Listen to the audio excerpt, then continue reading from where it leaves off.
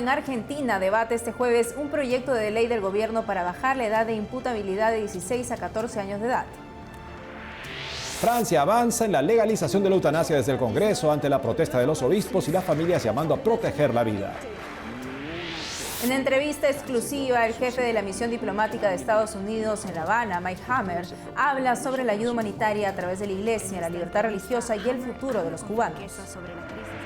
Conoceremos a un sacerdote en Colombia que evangeliza fotografiando la naturaleza. Hola amigos, hola Eddie, ¿cómo estás? Muy bien, gracias Natalie, un gusto como siempre estar contigo y con nuestros televidentes desde los estudios en Lima, Perú. Bienvenidos a su noticiero con enfoque católico EWTN Noticias, soy Natalie Paredes. Soy Eddie Rodríguez Morel, gracias por acompañarnos. En el día de San Néstor, obispo y mártir, empezamos las noticias desde Argentina, donde este jueves el Senado debate una iniciativa del Poder Ejecutivo para bajar la edad de imputabilidad de 16 a 14 años de edad, con el objetivo de frenar la delincuencia juvenil en el país. Nuestro corresponsal Matías Boca informa. En las últimas semanas se vivió una ola de crímenes en la provincia de Buenos Aires que conmovieron por su salvajismo como por el hecho de que los victimarios fueron adolescentes. Un proyecto de ley del partido de gobierno La Libertad Avanza busca un cambio en el marco legal para procesar a los menores de edad a partir de los 14 años. La Iglesia se opone y plantea otro tipo de solución. Lo que se busca es más oportunidades y menos penas. Algo muy concreto.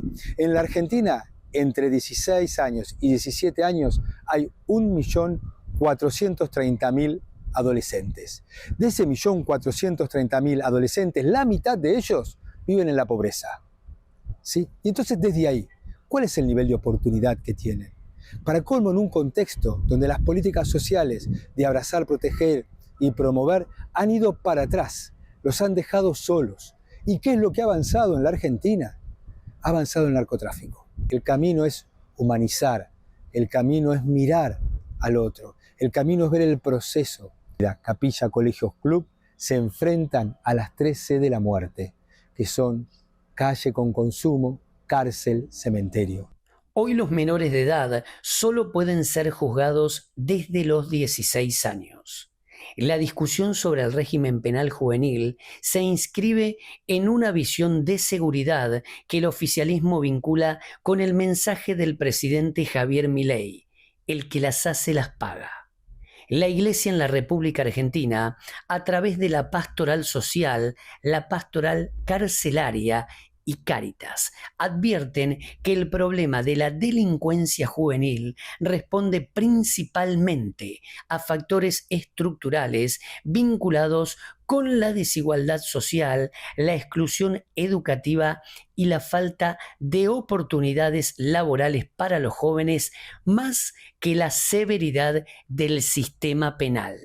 Como vecina, como docente también, hablar de la imputabilidad, ¿no?, de menores es un tema muy, muy doloroso, porque sabemos que nuestros niños y adolescentes se merecen una vida mejor, se merecen tener proyectos de vida, se merecen una familia, se merecen dignidad. Y esto de abrazar, de acompañar, de escuchar y saber de acompañar en la educación, en lo emocional, a este niño y a este adolescente, y ves después con el tiempo esto de que sí se pudo lograr terminar la primaria.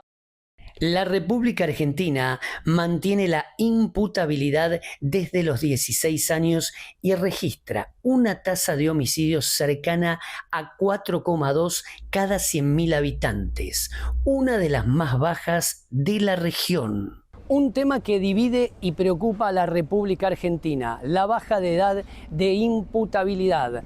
EWTN Noticias estuvo presente en esta barriada popular de Villa Soldati, buscando testimonios en un espacio, en un lugar que brinda oportunidades, sueños a tantos niños y adolescentes. En Buenos Aires, Matías Boca, EWTN Noticias. Por otro lado, Francia avanza hacia la legalización de la eutanasia, pero la Iglesia y diversas organizaciones de familia no se quedan con los brazos cruzados. Veamos el informe. Contre 226 L'Assemblée nationale a adopté.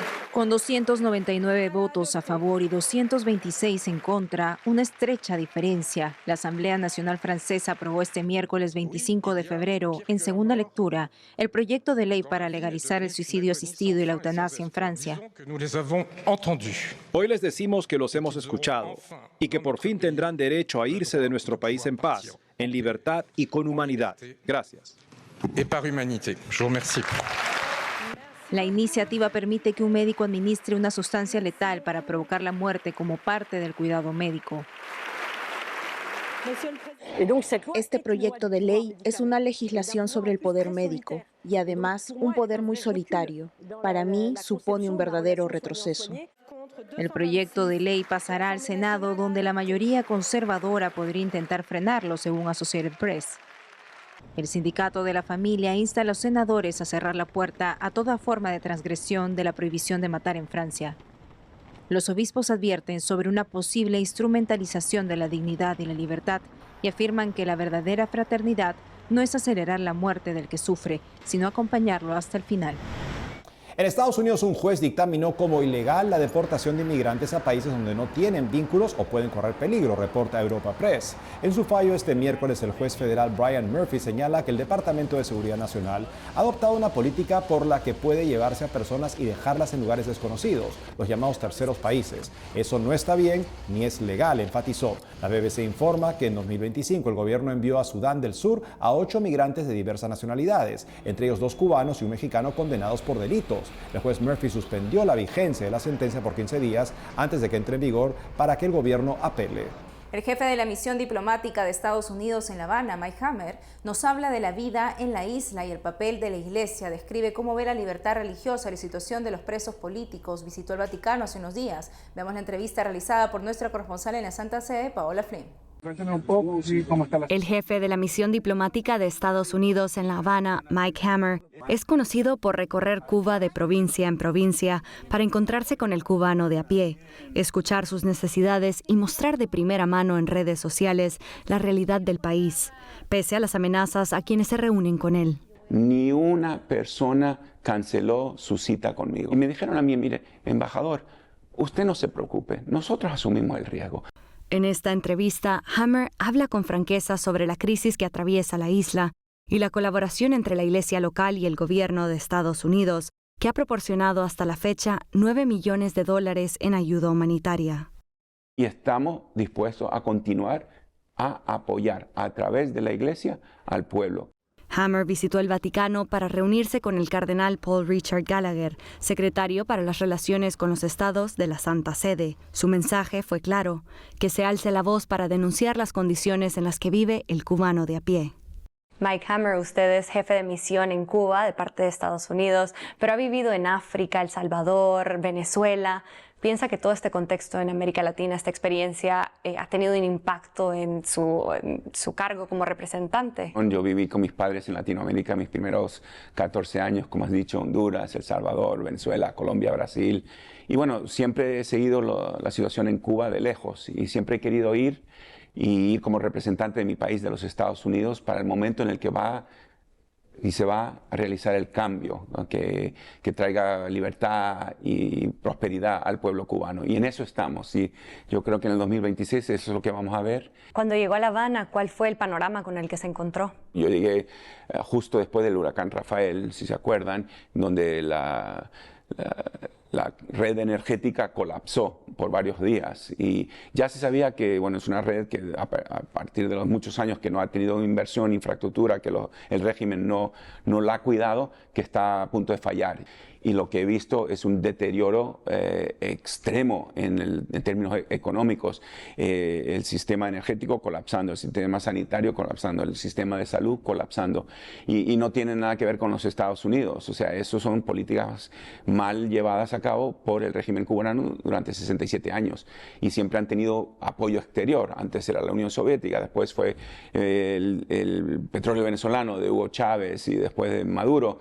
Y bueno, ahora que no lo tienen, pues se ve que la crisis se ha aumentado. Después del huracán Melissa, el secretario Rubio, que estaba con el presidente Trump en China precisamente, anunció $3 millones en asistencia, en ayuda humanitaria, a través de la iglesia, a través de Caritas Cuba, que por cierto ha sido clave y ya ha empezado a distribuirse. Es un nexo muy importante y a raíz de que se ha podido hacer sin que interferencia del régimen, sin que se desvíe esa ayuda, que le llegue a los más damnificados, a los más necesitados, hemos anunciado 6 millones adicionales. Entonces estamos en los 9 millones y estamos dispuestos a continuar a apoyar a través de la iglesia al pueblo, que eso es lo que queremos ver y que es un proyecto sumamente importante. ¿Cómo ve el futuro de esta colaboración? Si el régimen lo permite, que es algo importante recalcar, porque no les gustan admitir que su revolución ha fracasado. Los hoteles de lujo siguen iluminados cuando hay apagones en La Habana, cuando hay apagones por todo el país.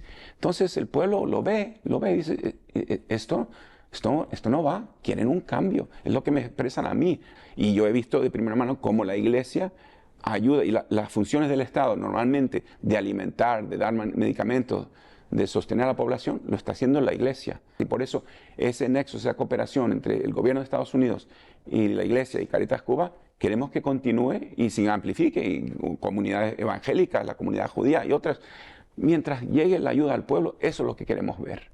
¿Y la iglesia es la única forma en la que llega la ayuda o hay algún convenio entre el gobierno de Estados Unidos y el gobierno de Cuba para aportar esta ayuda humanitaria? No, se hace exclusivamente a través de Caritas Cuba y la iglesia. ¿Y por qué? Porque la experiencia nos ha enseñado a través de la historia que no se puede confiar uno en que el régimen va a dejar llegar la asistencia a quienes más la necesitan. Estos 67 años de la supuesta revolución ha llevado el país a la ruina. Esta gente está abandonada. No puede ser, no puede ser. Eso tiene que cambiar. Cuba también ha recibido sanciones, ¿no? ¿Piensa que estas sanciones han afectado también al pueblo? Bueno, hay que decirlo bien claro. Durante muchos años hemos mantenido un embargo para evitar o intentar prevenir de que los recursos alimentaran y sostuviesen esa máquina represiva del régimen castrocomunista. Esa es la intención. De hecho, el embargo permite la venta y envío de alimentos y de medicamentos. Entonces, y además hay un comercio entre Estados Unidos y Cuba. Ahora $700 millones al año entran, y Cuba puede comerciar con cualquier país del mundo. De hecho, ¿cómo es que entran los autos de lujo que conduce la cúpula? Esto es una dictadura donde los que son parte de ella viven bien y el resto del pueblo está abandonado. Ha hablado de cómo se ha encontrado con cada una de estas realidades, con cada una de estas personas, y aún así ellos reciben amenazas. Usted mismo ha recibido amenazas. ¿Teme por su seguridad en Cuba? La responsabilidad por mi seguridad la tienen ellos, la tiene el régimen. Ellos tienen que asegurar que a mí no me pase nada. Ahora, de hecho, ellos son los que están montando estos supuestos actos de repudio, porque veo a las mismas personas una noche que se aparecen la próxima mañana. Para eso sí tienen gasolina, para seguirme a mí, para molestar y para intentar intimidarme. No me van a intimidar. La cuestión es que ellos se tienen que asegurar que nada me pase. Pero Washington, el secretario de Estado de Rubio, me dice, tú sigues haciendo ¿qué? Es importante que el pueblo cubano sepa que la administración Trump está con ellos. Y yo quiero enterarme cuáles son las aspiraciones del pueblo. Dijeron públicamente que cualquier cubano que se reuniera conmigo podría ser interrogado, detenido, incluso encarcelado. Yo no quiero que a ningún cubano le detengan por razón de simplemente hablar conmigo. Ni una persona canceló su cita conmigo. Eso es coraje, eso es valentía. En 2022 el gobierno prohibió las formas de expresión religiosa que fueran en contra de la ideología del gobierno, ¿no? Esto llevó a presos políticos. Entonces se puede decir así contundentemente que no hay libertad religiosa en Cuba. No la hay. Sí, de hecho están deteniendo a mujeres que quieren ir a misa. Entonces, si ellos dicen, bueno, puedes hacer esto, practicar tu religión de esta manera y no de otra, o estas personas pueden y las otras, no hay libertad de religión, no puede ser. Entonces, que se vea esa realidad, que la iglesia siga ahí, importantísimo, sí, así ha tenido periodos muy difíciles. Ahora me acabo de reunir con 6 de los obispos pensando que iban a venir aquí, precisamente al Vaticano, a reunirse con el Papa, y no han podido venir, una lástima. Pero quería hablar con ellos cómo ven la situación. Es muy importante que la iglesia, y hablas de los presos políticos, más de centenares que están encarcelados porque se les se atrevieron a quejarse de la situación económica, de que no hay electricidad, de que no hay agua, y que salieron esas manifestaciones pacíficas en 2021 en J11, como le llaman, el 11 de julio. Es importante que el Vaticano, que la Iglesia, les dé voz y hablen y digan, hay que liberar a esos presos políticos. Y el mismo Vaticano durante el Jubileo de la Esperanza pidió la libertad y unas 500 personas pues salieron libres, ¿no? Se llegó a un acuerdo. Liberaron a 2 presos políticos de muy alto perfil, José Daniel Ferrer y Félix Navarro. Después, o sea, de que murió el Papa Francisco, con el cual se hizo ese acuerdo, ¿qué pasó? Volvieron a encarcelar a esos 2. José Daniel Ferrer casi se nos muere en la cárcel, porque pudimos ayudarle a salir al exilio y el régimen le dejó salir. Félix Navarro, 71 años, sigue encarcelado. Su hija, Sally Navarro, sigue encarcelada. Ese es el tema y me alegro que hayas hecho la pregunta. El mundo no lo sabe, no se fija en ello. La captura de Maduro son imágenes que recorrieron el mundo. ¿Piensa que esto ha enviado una señal de alerta al régimen en Cuba? En mis 37 años de carrera como diplomático, nunca he visto un enfoque en Latinoamérica y el Caribe como lo ha hecho el presidente Trump y el secretario de Estado Marco Rubio. Entonces el mensaje está bien claro. No se va a permitir que entre el narcotráfico y que maten a nuestros ciudadanos. Vamos a tomar acciones más directas para asegurar la seguridad de nuestro país en lo que se trata del hemisferio occidental. En ese contexto es muy importante, bueno, lo ocurrido en Venezuela. Yo no me voy a adentrar a decisiones que haga el presidente Trump, el secretario Rubio, con respecto a Cuba, pero Cuba y el régimen cubano debe entender que si representan una amenaza a los Estados Unidos, que nosotros no vamos a mirar al lado. En esta última recorrida que hice a través de la isla, la gente que yo a lo mejor vi el año pasado, en el 2025, que estaba desesperada, ahora tiene esperanza y de hecho expectativas que el cambio se va a realizar, que por fin va a haber una nueva Cuba que les va a ofrecer un mejor futuro. Eso es lo que todos queremos ver para el pueblo cubano, para el cubano de a pie, y ese es mi mensaje. Han sufrido mucho, ya llegó el momento en cual el sufrimiento tiene que parar y que tengan esa oportunidad que disfrutamos en tantísimos países del mundo donde hay democracias y esperemos que, bueno, que no me equivoque, que lo que siento y lo que el pueblo cubano quiere es lo que va a ocurrir. Usted es conocido por acercarse tanto a la población, por ir, por darles la mano, por ver sus casas, por escucharlos.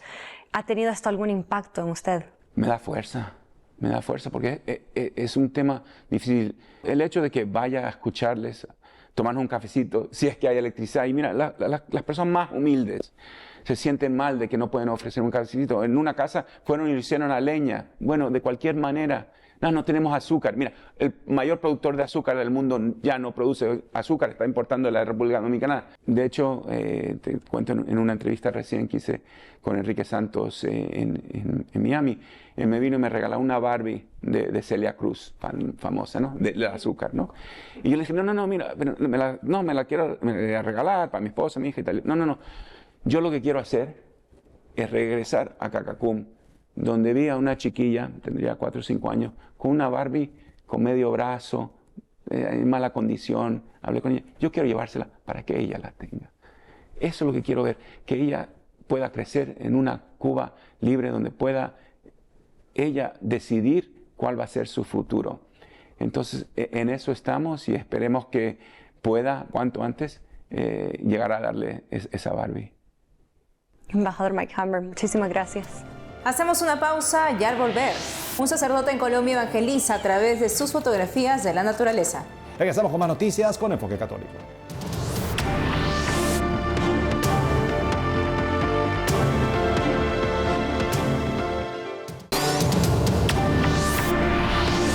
En Colombia, un sacerdote ha encontrado en la fotografía de la naturaleza una forma distinta de denunciar a Dios y es conocido como el cazador de paisajes. Nuestro corresponsal Lida Lozada nos lo presenta. El padre Germán Andrés Clavijo es párroco en el municipio de Roldanillo y desde hace 20 años encontró en la fotografía otra manera de contemplar y anunciar la grandeza de Dios a través de su creación. descubrió esta pasión en medio de su formación sacerdotal, cuando la oración y el paisaje se encontraron por primera vez. Cuando subíamos a rezar el rosario en una pequeña colina, contemplaba ese atardecer, pero simplemente quedaba en mi mente y yo pensaba cómo puedo inmortalizar ese momento a través de una imagen. Ese deseo de inmortalizar lo contemplado lo concretó cuando tuvo la primera cámara en sus manos. En algún momento un compañero me prestó una cámara de rollo, lo que había en ese momento, una camarita muy sencilla, automática, pero comienzo a tomar fotos y veo que salen muy bonitas las fotos del atardecer y ya eso se convierte en algo decisivo en mi vida, de que quiero seguir tomando fotos de paisajes, fotos de naturaleza. Poco a poco la fotografía dejó de ser solo un pasatiempo y se transformó en una búsqueda constante marcada por la espera, la paciencia y la capacidad de dejarse sorprender. En redes sociales, esa manera de acercarse a la naturaleza le dio un nombre: cazador de paisajes, el que aguarda el momento en el que la creación se deja contemplar. La naturaleza siempre lo pone a uno como en reto, como que no es cuando yo quiera, como yo quiera, sino como la naturaleza lo disponga. En medio de su trabajo pastoral, se toma un día a la semana para salir al campo, a observar, sentir y capturar la belleza con su cámara. Sus fotografías revelan las enormes montañas, los abundantes ríos y la variedad de aves que habitan en su natal Valle del Cauca. Uno de los mayores desafíos en esa búsqueda es la astrofotografía, una disciplina exigente que lo lleva a internarse en la noche para contemplar con paciencia el firmamento.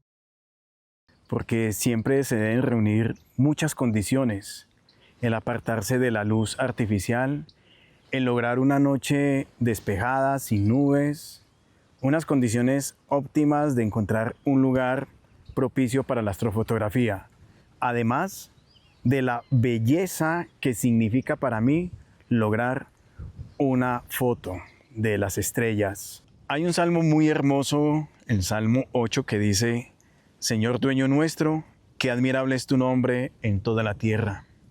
La luna y las estrellas que has creado, ¿qué es el hombre para que te acuerdes de él? El ser humano para darle poder. Esa experiencia también ha profundizado su fe y le ha enseñado a transmitírsela a los feligreses. Esto me lleva a profundizar más la teología, porque la teología nos habla de Dios y la naturaleza me habla de Dios. La teología es como la puerta a uno vivir toda esta hermosura de Dios cuando tenemos esa capacidad de maravillarnos, de admirar lo que nos rodea. Al difundir sus fotografías en redes sociales, reconoce que también esto puede convertirse en herramienta de evangelización. Yo siempre les digo, mire, eso no es mío, eso es de Dios. Yo simplemente tomo la foto, pero el paisaje está allí, la cascada está ahí, el río está ahí, el ave está ahí. Yo lo que hago es mostrar eso que ya existe para que ustedes vean lo hermoso que es la obra y mucho más hermoso es el autor. El padre Germán Clavijo también pone su talento al servicio de la comunicación institucional en la iglesia. Con su cámara registra celebraciones litúrgicas y otros momentos significativos de la vida eclesial en Colombia. Durante varios años, además, estuvo al frente de las comunicaciones en la diócesis de Cartago. Hoy, junto a la misión que desarrolla como párroco en San Sebastián, continúa llevando a cabo su pasión por este tipo de fotografía donde, según afirma él, cada día Dios sigue revelándose. En Colombia, Lida Lozada, EWTN Noticias. Esto ha sido todo por hoy, amigos. Gracias por habernos acompañado. Saben que pueden seguirnos en las redes sociales también de lunes a viernes a las 12 del mediodía, hora de Miami, en Radio Católica Mundial y su programa Más que Noticias con un servidor. Hasta entonces.